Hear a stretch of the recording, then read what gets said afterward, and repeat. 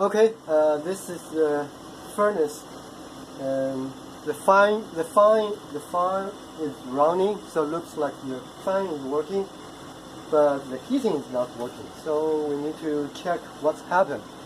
I'm not like heating system engineer.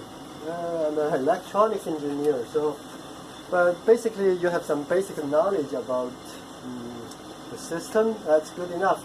So first we need to turn off the switch, and then we need to open it.